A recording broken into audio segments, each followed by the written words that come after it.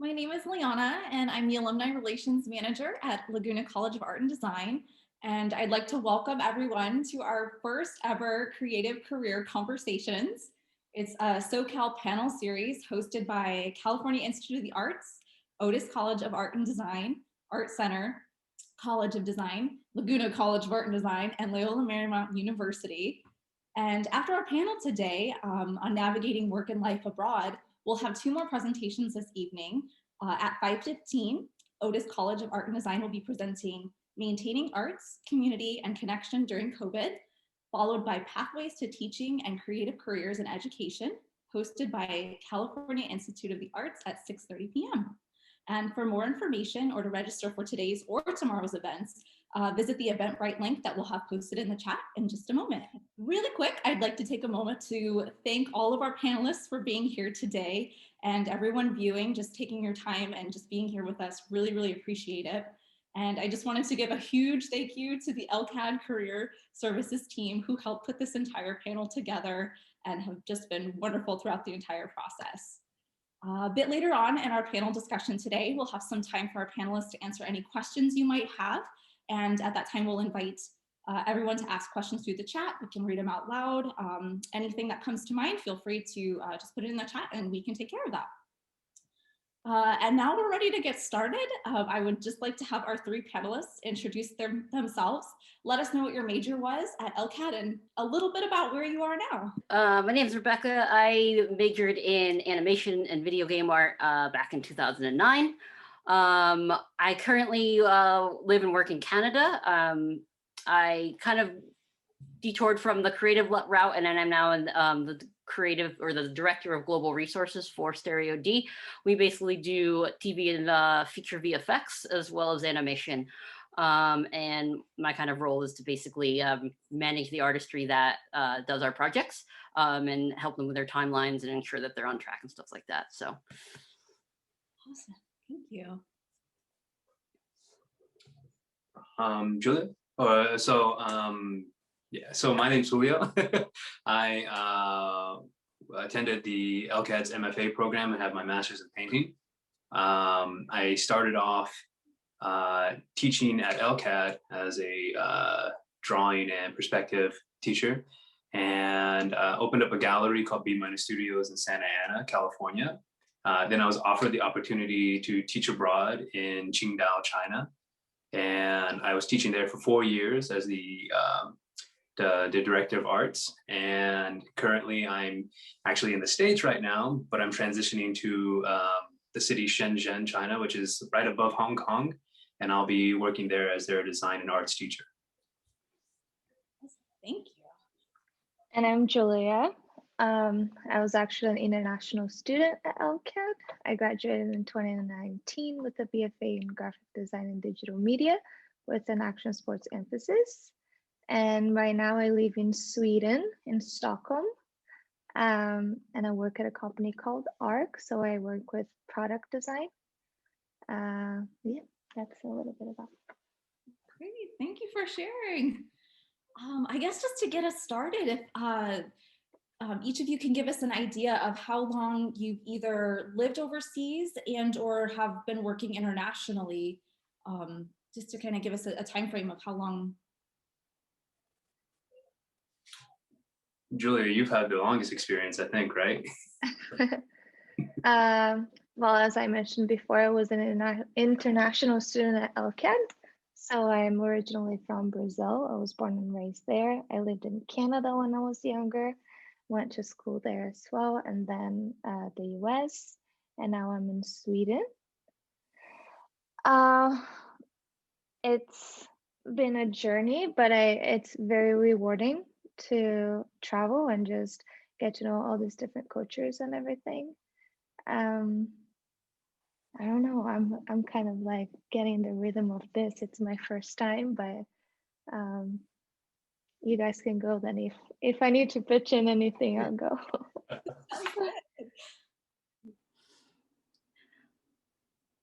You going? Oh. So yeah, the company I work for was originally located in Los Angeles, and I've kind of worked for them, for the last 9 years. And then in 2015, they decided to transition up to Canada. There's many reasons why companies leave the US or go to other countries. So I was given the opportunity to come with them. So I moved to Canada in 2015, and I've been there ever since. And from there, kind of grown with the studio and my own career.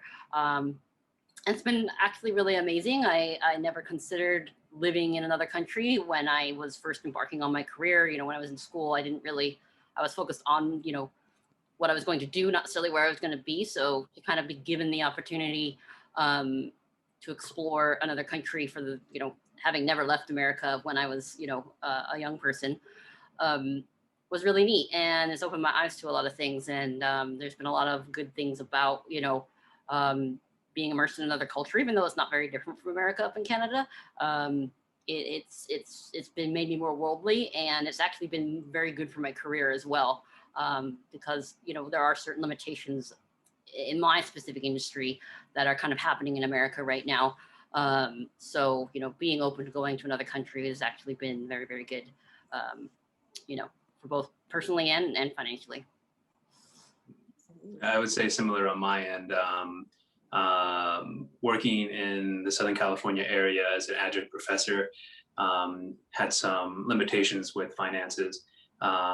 Working internationally, the the amount that you make compared to the wage that you make is extremely beneficial. So like living in China, I've been there for 4 years, and I'll be going back for another 2 years at least, maybe longer than that.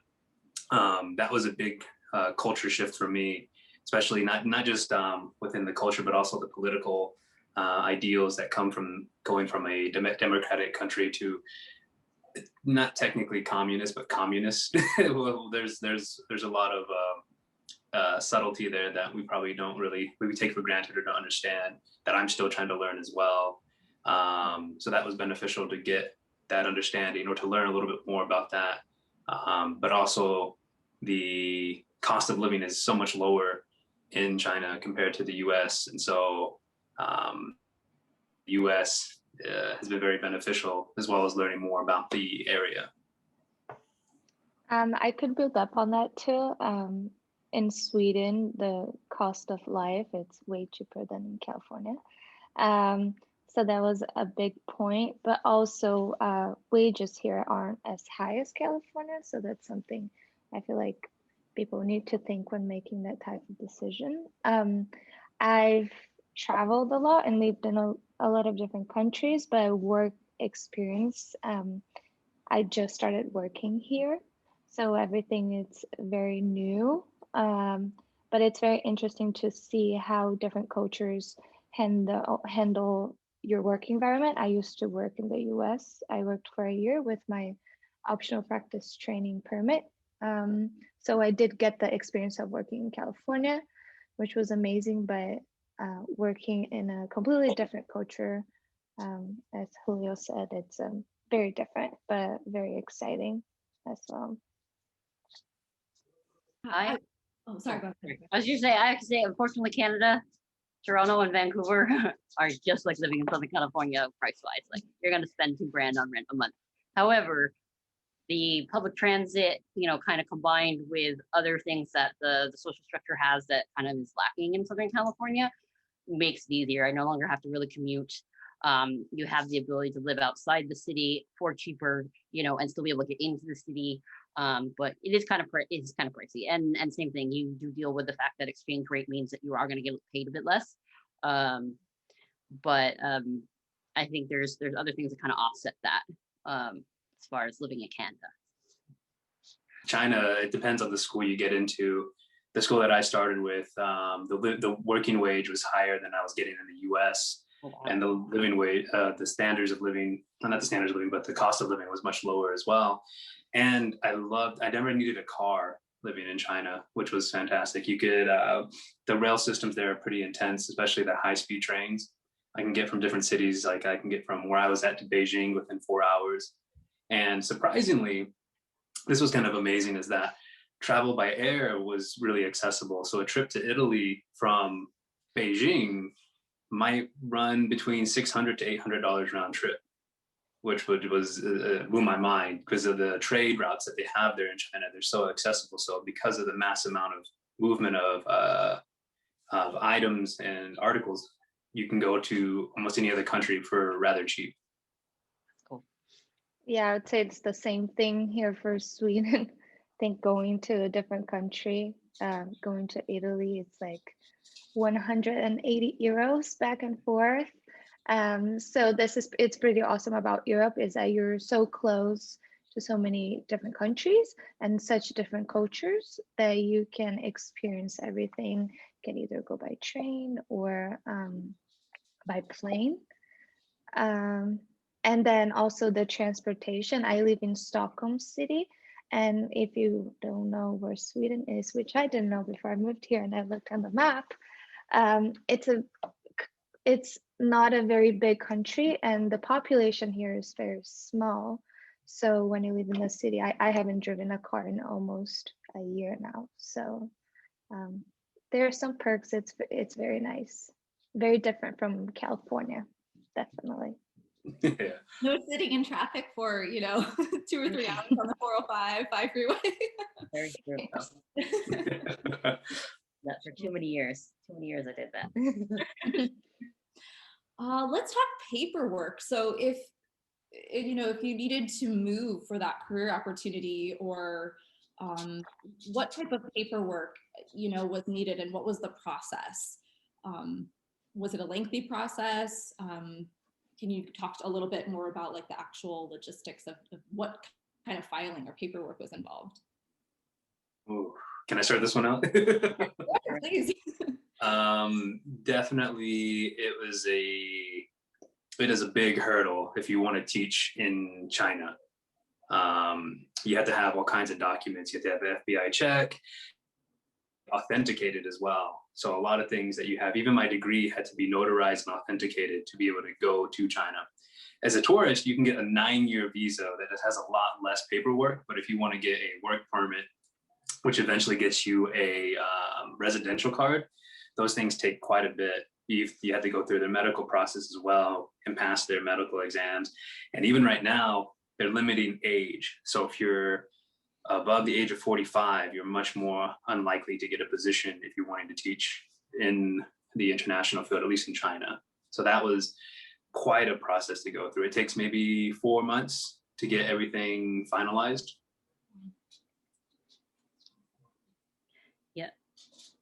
Yeah, I'd say, and even in for Canada, where you think it would be somewhat like, simple. Obviously moving with my company, we had immigration lawyers that assisted us for this, but same sort of things, lots of FBI checks, they kind of can afford to be picky with who they want to kind of let in and be a part of their workforce. So, having a higher degree was, kind of like mandatory, like not having maybe a 4-year degree might disqualify you. Any sort of kind of record as far as like moving violations, misdemeanors I don't really care about, but like any sort of criminal record, a couple people were barred just for having, DUIs, things like that. So, having all of your paperwork in order as far as like proving that you're an upstanding citizen in your own country is a big part of it. So having an immigration lawyer to help you if you're kind of doing it on your own, or if you have, if you're getting sponsored by a company, they're likely going to help you with that. I was lucky also to get a stipend to help me move. That's a big thing because a cross-country move or a cross-world move is very expensive, depending on what you want to take. Other things that were kind of necessary is, I would say, education. It gets more complicated if you want to go and start applying for things like permanent residency or citizenship as well. But it's along the same sort of lines. You start building that kind of, file work of paperwork for getting into the country. And those are the things you keep and maintain and continue to build on when you try to like maybe apply for permanent residency as well as citizenship as well. So they all go kind of hand in hand of kind of building your dossier of reputability. I would say for me, my experience was very different than everyone's. I was under a work after school. I was under my optional practice training permit in California. So once that expired and Corona happened, I ended up falling in love with the Swede, and I'm half I'm half Portuguese, so I'm an European citizen as well. And we were thinking about where we wanted to move, and we thought about Sweden because of our majors, design. So we sold everything we owned and we packed 5 suitcases, the two of us, and we just moved during a pandemic. We didn't have a job, we didn't have a lot of money. It was him, me, and our dog, and 5 suitcases. Um, so I didn't really look for like documentation per se, but once I got in Sweden, I did have to take my ID here and like a social security number, and those processes were a little bit lengthy, especially because of Corona. So there were less people working. But I basically just threw myself out there, and once I got here, we both started looking for jobs, and it was challenging because of Corona, and usually Sweden has a very hard reputation of people taking people like years to find jobs here, especially if you don't speak Swedish. But I consider myself being very lucky, and thankfully, my graduation was extremely well-rounded, that I knew I was capable to do a lot of things, and I was able to find a job within 4 months. But paper-wise and documentation, it was, for me, it was basically just my social security number once I got here. So I didn't have to go through all of those lengthy process. Just as a warning for people that are coming from out of country that do need documentation, if you're talking to a company and they don't offer you services to get a visa prior to coming to that country, they offer to get the tourist visa and then get the work visa afterwards, to be very cautionary about those. Those tend to be lower end job placements, and it can be a hassle. I've met a lot of expats that have had a lot of trials and tribulations dealing with these companies that promise one thing, and then oftentimes they don't get paid because they don't have to pay you technically. So make sure if you are looking for international work that you are going through a legal process that feels safe and smart, and do your research on the company, because there are a lot of companies that will take advantage of your knowledge and will not give you anything in return.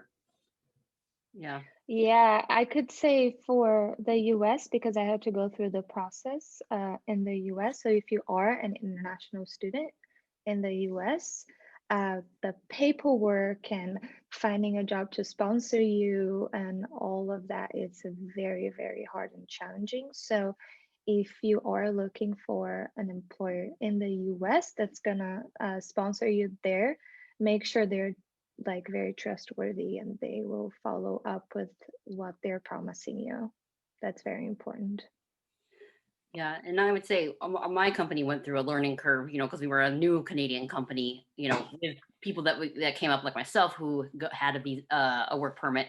But we also hired people that whether they were from the United States or from other countries on like maybe student permits and stuff like that. And what we didn't understand, initially in the first couple of years that we were here was, once those expire, there's certain kind of credentials for giving them an official work permit. Like, my work permit in the role that I am in, I don't have one anymore. I'm a permanent resident, but when I did, it meant I had to make a certain salary. It meant I had to have a specific skill set. Otherwise, the government of Canada is going, well, why can't someone else that's a Canadian citizen do this work? Why should we pick you over the Canadian citizen? So, be mindful if you're going into other countries with, maybe a student work permit or student visa. When those expires, you run into some trouble trying to, elevate them to the next visa level, depending on, what your skill set is. Obviously, creative roles are usually considered very specific and not considered like common trade skills. So me being now in production and not creative, like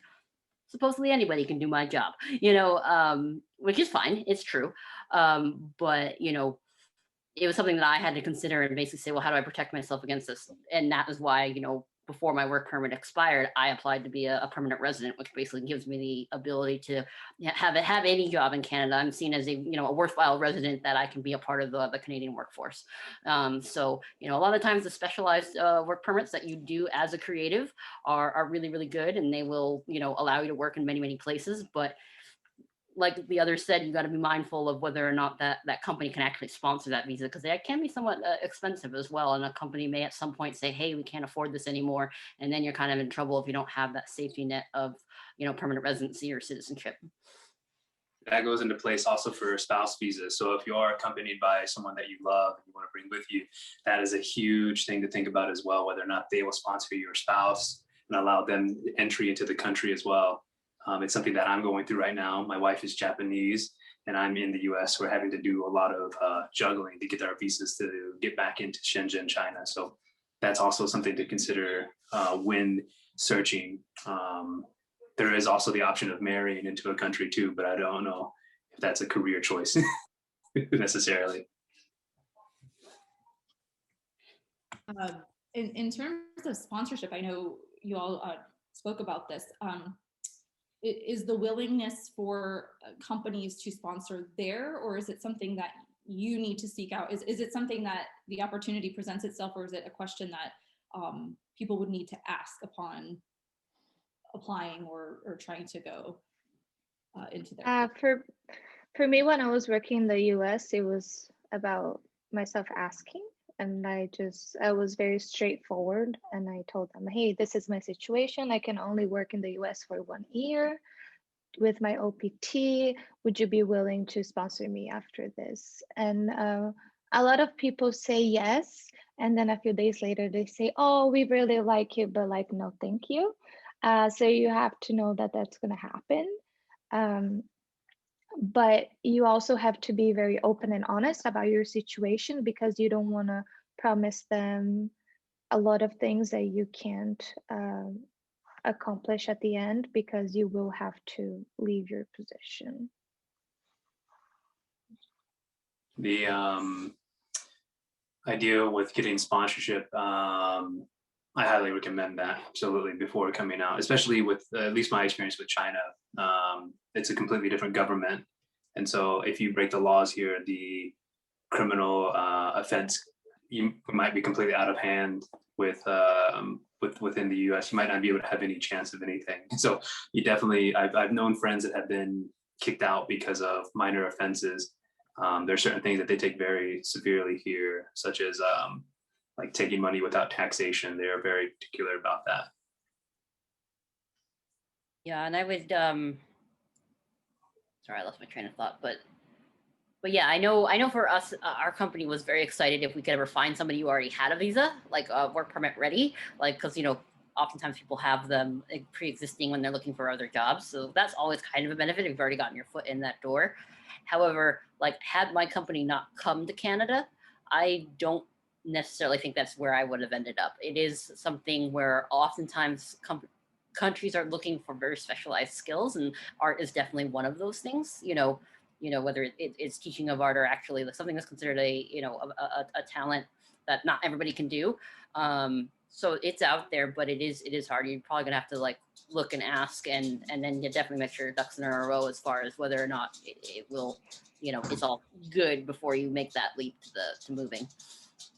I also recommend, if you are interested in international work, find a company in the US that has other facilities or places outside of the US. That's one of the easiest way that I've seen people transition to other places.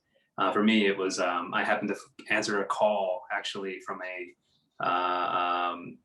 he was the superintendent of California. He was searching for an art teacher for the school that he was starting in California. And so for me, it was kind of a luck of the draw. And after going through the interviews, I just kind of pulled the trigger and decided to take a big chance and see something new in the world. Yeah, it does remind me, we had a couple employees that were like determined to come with us to Canada, and they just showed up at the border and they let one of them in. So, but I don't recommend that approach. Like, don't just show up at the border and hope that you get a nice Canadian immigration officer. Yeah, speaking of immigration officers, oh my gosh. Yeah. That's a whole nother thing. Funny. And once you like leave the country, the immigration officers not only do the Canadian ones give you side eye, but then when you come back, the U.S. ones are like, "What? You don't live here anymore?" It was interesting. I was traveling to a country called Kyrgyzstan. It's right beside China, and there's been tension, political and religious tension between the cultures. And previously, the year before, there had been a Kyrgyz man who ran his car into the Chinese embassy to blow it up. And I was doing an artist residency out there. So I was traveling twice to Kyrgyzstan, and the amount of attention I got on the way in and then it still kept on going after that. Get random checks because they thought I might be associated with these groups. Yeah. And it's interesting because you can go to Cuba from Canada. And I had a friend, one of my coworkers went to Cuba, and they saw our American passport, and they were like, and she's like, "Oh, no, I'm a Canadian permanent resident." They're like, "Oh, you're fine then." Yeah, because it's just like there's this negative association with the U.S. and the embargoes in Cuba and stuff like that. So, the fact that she was living in Canada, like the Cuban immigration was like, "Okay, you're fine then. You're from Canada." So it is interesting, kind of the different reactions you get based on your people's assumptions about you as being, wherever you're from. But for me being from America, like you're gonna get some preconceived notions about you before you've even opened your mouth, because you are in a culture that's completely, not what you grew up in. How do domestic U.S. opportunities compared to international opportunities in terms of career and hiring processes? Are there any, in looking for jobs? I know, Julia, you mentioned that you moved without having a job in place. Like how was that experience for you?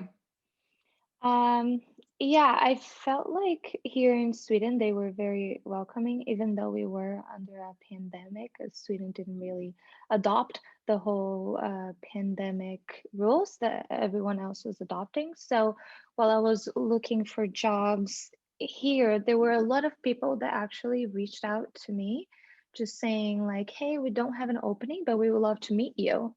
And this is like a great way to make new connections.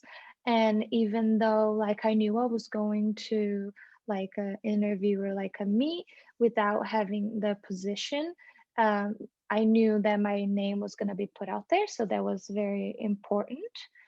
Um, and also what I did, which was kind of like stocky, but I started going through all the design agencies that I liked here in Sweden, and even though they did not have any openings on their websites, I would just send them emails and just be like, "Hey, like, this is my story. This is my graduation. Here's my portfolio. Here's my contact. I would love to just have a chat with you.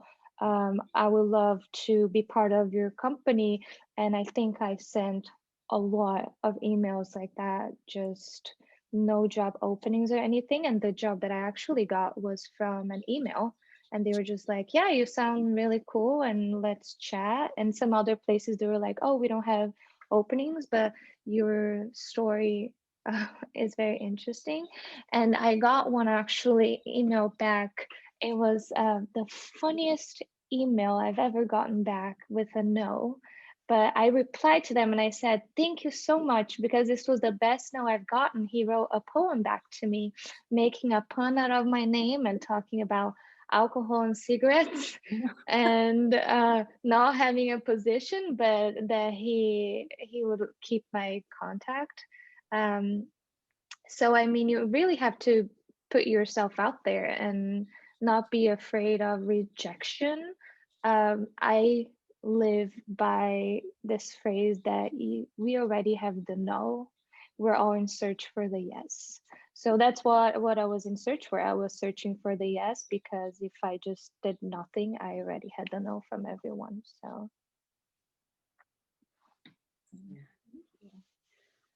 I definitely say it's growing more challenging in my field. So, I do post-production VFX. that's my main role. We do have an animation division as well, and animation is still relatively successful in the United States and worldwide, but like post-production VFX, because the amount that is happening in the world with just streaming networks and just the amount of films, once the world opens back up, we'll go back to having films. It's become very big as an outsource. So, it's such a great field. However, it is something where, you will not find as many studios in the United States for that kind of work anymore. Canada actually absolutely loves, to have people come and film in Canada. So they offer really good tax credits for, studios, whether it's Netflix or it's big production companies, to film in Toronto, in BC. We were at work before the pandemic. We were at work, and you looked down on the Gardiner Freeway, which is right over, by my office. And we just saw a bunch of people in like white hoods and red outfits, and they were basically shooting The Handmaid's Tale, so like that is happening in a lot of countries and cities around the world, where they want to bring, big money and big business in to do shooting. And so a lot of the post-production VFX will happen there as well. So you're seeing in India, in China as well, in Toronto and Vancouver. We're seeing a lot, even Australia's got a lot of this, kind of post-production happening to make content.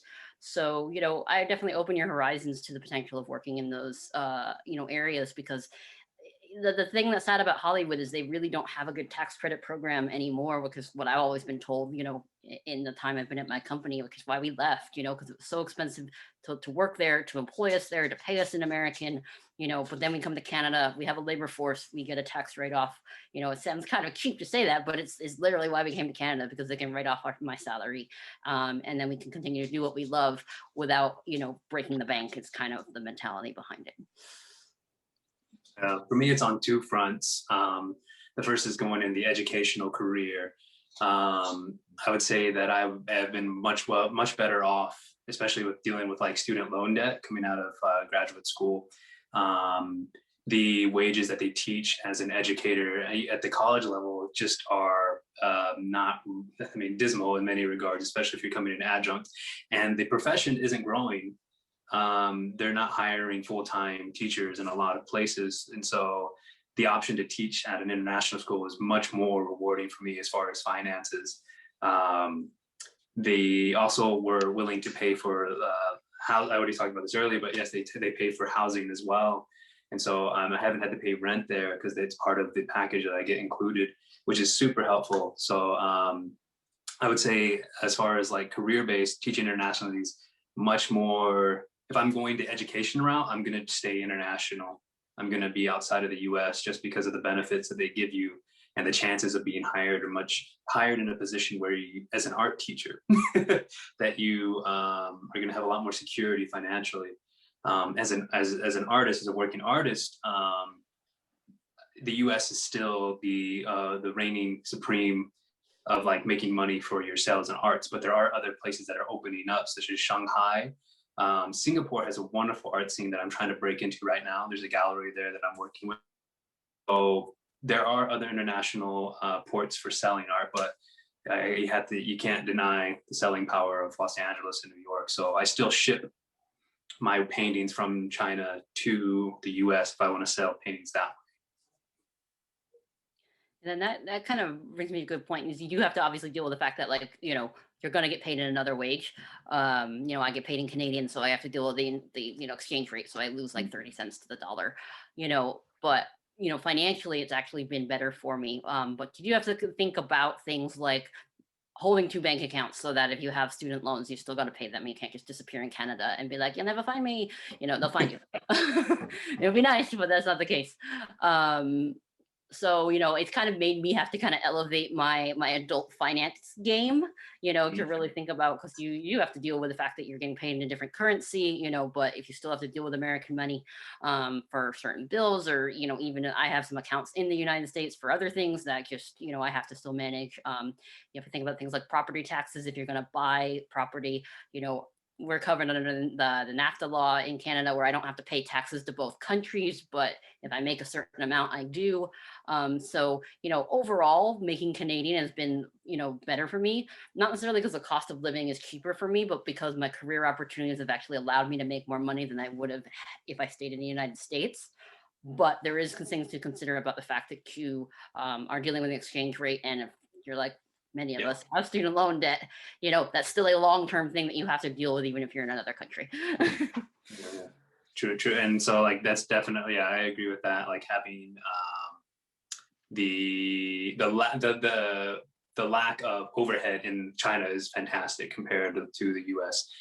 Especially like I don't have to own a vehicle because like it's easy to access everything. Even just within the rest of the world outside of the US. It doesn't have to just be Asia, but like Asia is really accessible. So going to Japan, going to China, going to any Southeast Asian country, it's quite accessible. So you don't ever need to have a vehicle or pay insurance on that or have all the other trappings that are necessary. So like I've been in the US now for about 5 or 6 months because of the COVID pandemic. And I'm realizing how vital a car is, but I'm reluctant to buy one because of all the added wages that all the added money that had to go into it, investing into that. It's because I'm leaving in June. So seeing the contrast is coming back. I've seen that contrast, and it's something I'm missing about being in Asia is the accessibility of things. Yep.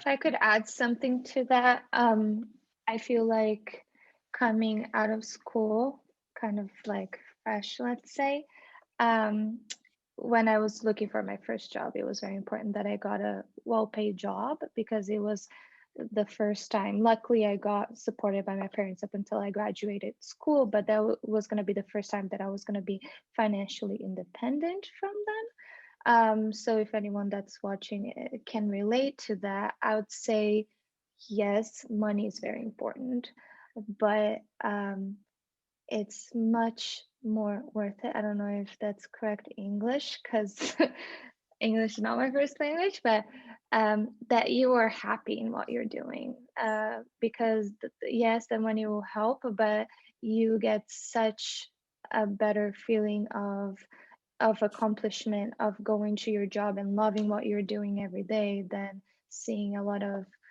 zeros in your bank account. Sometimes you got to put that in the scale and see what's worth it for you working at a job that pays very well, but it's not your dream or it's not making you happy, or getting a little bit less and really fulfilling your dreams and achieving what you've always dreamed of. So that's my point of view on that. Yeah. If your job's still killing your creativity, then it's time to move on from your job for sure. Exactly.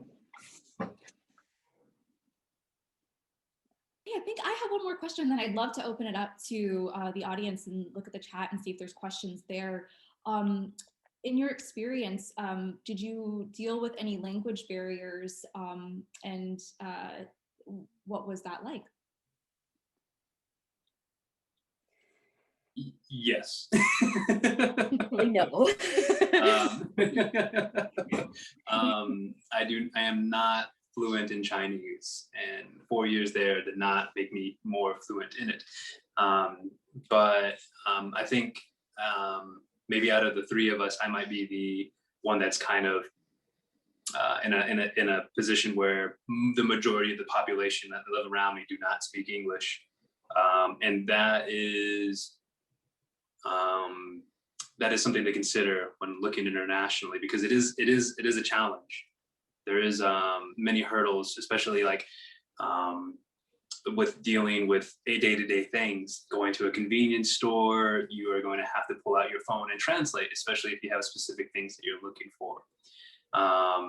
So it does get in the way. It is a bit of a barrier, but it is also something that can connect you to other people because you can start to learn from them. You can start to maybe take courses in this language. So you have a much more of a learning curve, but you grow exponentially from learning even just the basic things. So I would say for myself, I can get around. I can find my place. I can understand kind of like what I need to do from day to day. But yes, there are some trials and tribulations still dealing with being an English speakers in the middle of a Chinese speaking country.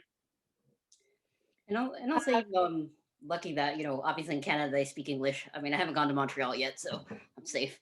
But, I work with a team in India that does the bulk of our work, and their team of probably 1,500 people. And, I work with their management team, and I've been out there to work with them, and thankfully most of them speak English quite well. However, just engaging in another culture, where not everybody does speak English, or they're not going to necessarily always understand your inflections or your jokes. I can be kind of a sarcastic person and not realizing that can fall flat. It really does kind of broaden your horizons. And I think probably the most rewarding thing about my job, aside from we make really cool projects, is the way I've grown by having my India team. I'm so proud of the relationship I have with my India team, because they are, they get all my work done for me, but I never thought I'd have relationships like that when I was, living in America with a very narrow bubble of what I understood. And, I wish I knew, Hindi, and I wish I knew many other languages, because the fact that they're so versatile and they know multiple languages and I don't, you see, it kind of opens your world up a little bit. So it's cool. Definitely work with other, teams if you can, get in a job where you can, cross-culturally mingle with people, because it's very, very cool. Challenging, Yeah, but it's for cool. me growing up speaking Portuguese, on the side I was always learning English. So when I got to the US, it was very natural. But moving to Sweden was surprising to me, because everyone here speaks English very well and you can communicate anywhere, really. Pharmacy, supermarket, bus, public transportation, wherever. Even though sometimes you would find some people that don't speak English and they would just respond to you in Swedish, or they would just be quiet and not say anything. I felt very lucky, but I feel like it's essential for you to immerse yourself in the culture and really try and learn the basics, so you can also give back what they're giving to you a little bit. And I feel like a way for you to give back is to learn their language, try and communicate. So I feel like that's very important. But in Sweden specifically, it wasn't a problem. In my job, we speak English all the time. I mean, well, they speak English to me all the time, but among them, they do speak Swedish. So I do feel like, oh, I wish I understood what they were saying. I could catch a few flies here and there and try and make sense, but it's never perfect.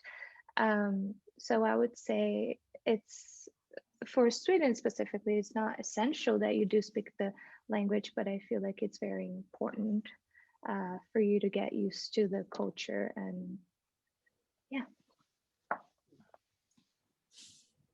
If there's anything else you'd like to share, but I'd like to invite everyone, participating right now, maybe put a question in the chat if you have anything. I think our panelists can see them as well as they get entered in the chat.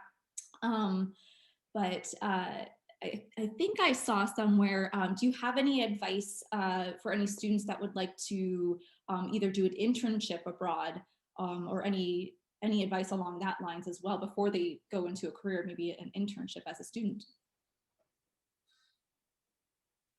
I would say, as like a student, I consider myself still a student because I'm learning every day at my job too.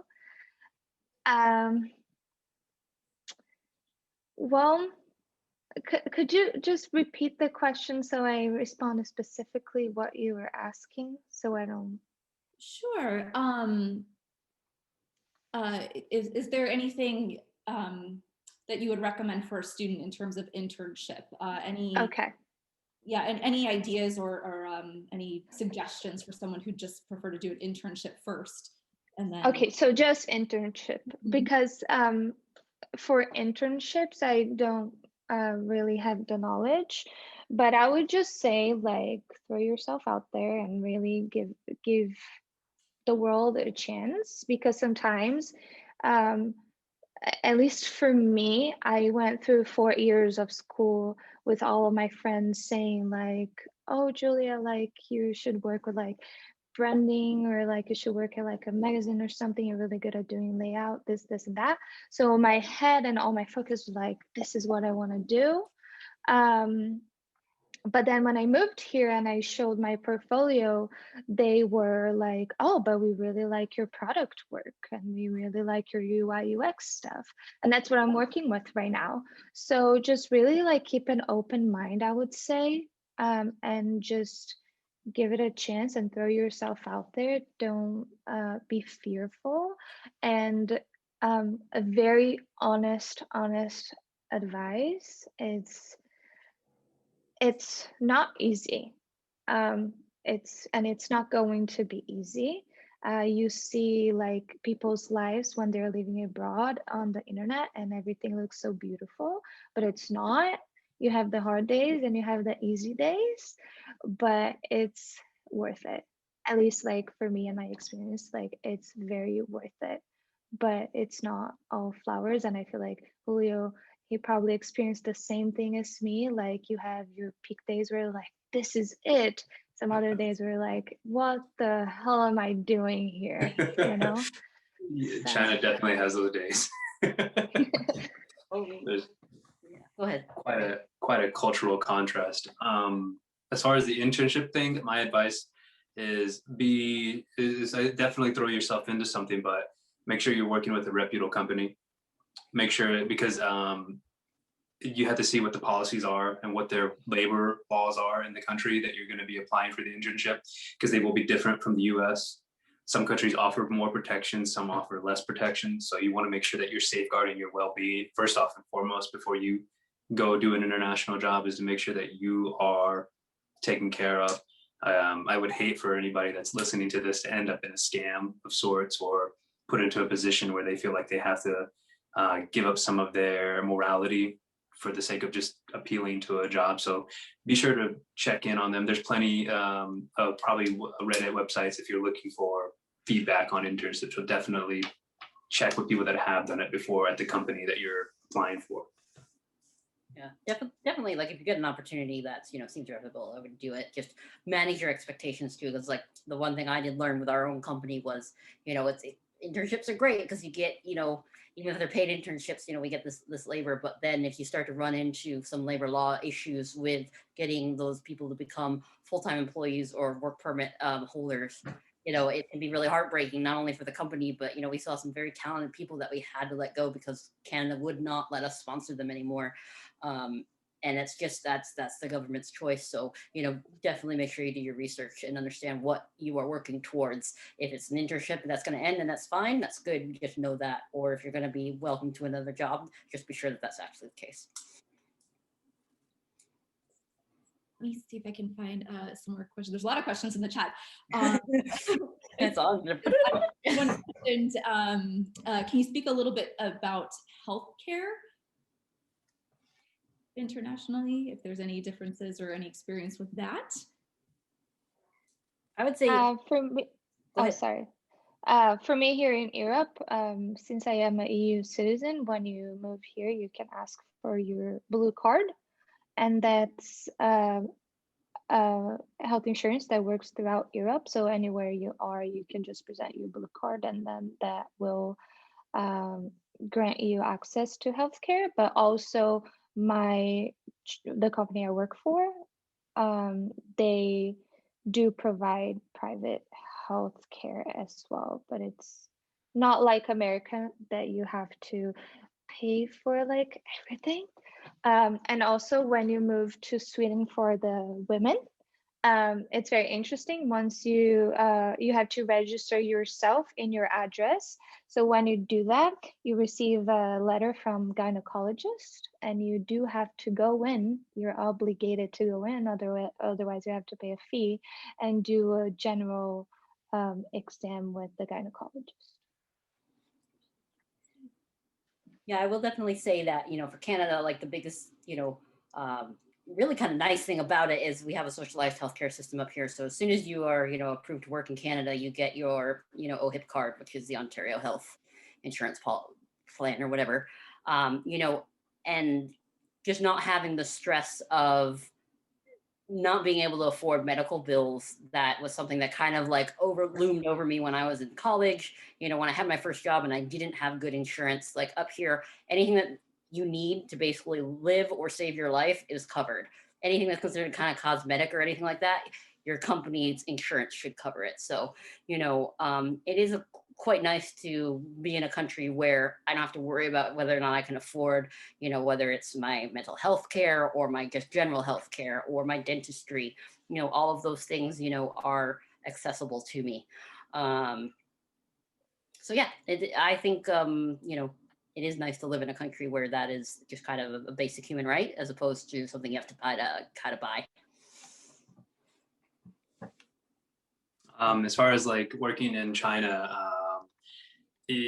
because I'm hired by the company, usually international teaching schools, they offer a healthcare package when you go to the school. So I'm fortunate that my healthcare is covered as well as my wife. And that's something that I look for when I'm applying for different jobs. It's a bit different than just doing something like freelance or getting hired to a company. As an international teacher, there tends to be a lot of movement. Teachers tend to either stay 2 years and shift to another place. So most of the people that you're meeting that are doing international teaching are people that are very nomadic and tend to not like to stay in one singular place. And so these schools offer different packages for each people coming in. And the Chinese medical package that I got does pretty good. But there is a hit and miss with the medical facilities. There are international medical facilities within China, and then there are Chinese medical facilities that are significantly cheaper to go to. So there are different like levels depending on where you're wanting to go and what you're going to be getting. But as far as like access to medical, I've actually had more ability to go to medical facilities because of the insurance that the company provides for me there. Again, the situation at the hospital is very different from the US. There are some moments where you're just kind of blown away by the situation that you're experiencing. And it's a very intense cultural shift because there are some things that they practice there that are completely different from what we experience in the US. And for me, that's been one of the best things about living in such a different culture, is that experience to shift my mindset to appreciate what I've come from, but also to appreciate what others have to share. Great, thank you. There's one other question here. Do you have any advice for working freelance internationally? So I guess more of the freelance. This is actually a good climate for that. We've got many freelancers working actually for Stereo D right now, because of the kind of sudden need for remote work. Like the biggest hurdle that faced us, before the pandemic was security issues with our clients, and much of the film industry and the TV industry face this problem, where the reason you have to be in an office at a computer that is protected by an IT team is because of they don't want leaks. They don't want the next Marvel movie suddenly on someone's server somewhere, but now that we've kind of proven that we can work from home, freelancing is becoming much more, palatable to companies. So, when we were working during the pandemic, we had an artist that worked for us who did a very specific job. He wanted to go back to the States. He left our company. And then we kind of realized we had a hole in this talent. And we were like, hey, do you want to work for us from the States? And we've actually now employed him again. So yeah, I would definitely think, that is a relatively lucrative thing you can find. Just know though, you're likely not going to get things like benefits and stuff like that. You won't necessarily be a full-time employee. So you'll have to manage your own taxes and stuff like that. But I do think I think I'll see it kind of grow more now that the pandemic has kind of proven the work from home culture in a way that we didn't quite expect. On my end, so I'm employed by a company or an organization, but I still do freelance as an artist. So I still sell to galleries. If you're going to be doing that, you have to be very aware of your tax brackets and understand where you're at with that. That's one of the biggest things and challenges that I have to do. I have to talk to a tax advisor each year to make sure that my money that's coming from the company from China is not going over the limit, so I'm not taxed twice. So that's the worst thing, is if you are living outside of the US and doing freelancing to other countries, or that's going to be a thing to consider as well. So for me, I make 2 sources of income, and I have to be just on top of the tax brackets and what the US does. For instance, they have a $10,000 minimum bank. If you have that much in your minimum in your bank, there's certain brackets brackets that you have to go through. But if you're above that at any point in the year, then you have to do another tax form. And so for me, I have to transfer every single month to the US so that I never get above $10,000 in the country that I'm staying in. I'm not very experienced with freelance work within Europe, but there are a lot of websites that help with that. And since we're all in the European Union, it's very easy with like payments and stuff, and you just get paid in euros. So, but I don't know the specifics about it. I think that matters if you're going to be living in the US and doing freelance outside of the country, or whether you're outside of the US doing freelance. Because unless you declare yourself to not be a US citizen and get residence somewhere else, you're still going to have to apply, and you'll come under cause with the US taxation. And so that's just very important to keep very clear for yourself. And I highly recommend finding a tax advisor at that point. Yeah, basically I have to file taxes both in Canada and in the United States. Thankfully, Canada also has TurboTax, so I just do both.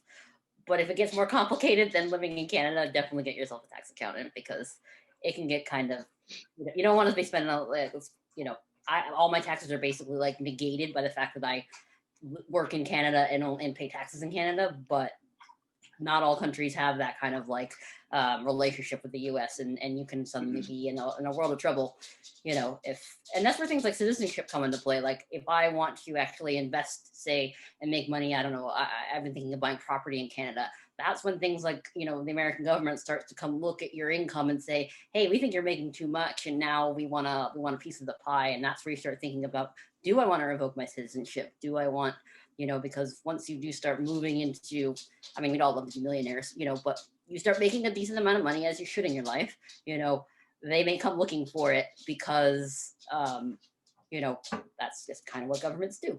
So, you have to consider those things when you're, kind of building your financial goals. I cannot believe we're out of time. I think this was a wonderful panel today, and such valuable information. And I'm sorry we couldn't get to all the questions in the chat. I'm wondering if our panelists would be willing to maybe put their website or maybe a Instagram handle, whatever, in our chat for maybe some people who might want to connect or see your work. I really, if we could put that in the chat, that'd be great. But I just, again, wanted to thank you all for being here today. I wanted to thank you all for joining us today. I've learned so much, and thank you all for sharing your experiences with us. And I just wanted to do a quick reminder about the upcoming panels later today and tomorrow.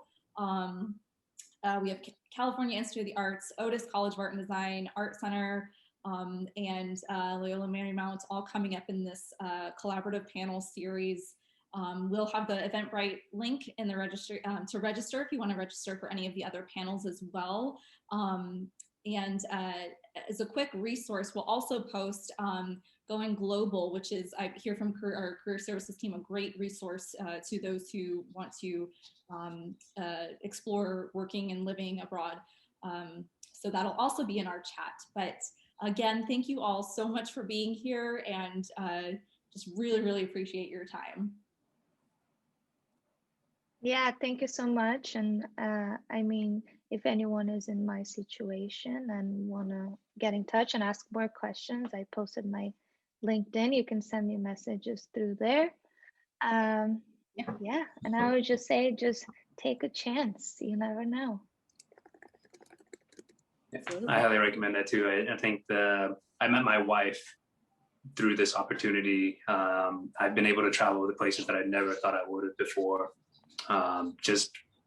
The experience of getting out and seeing is if even for like a few years, I would highly recommend it. Yeah, I met all three of my dogs. I'm just kidding. I don't have a wife.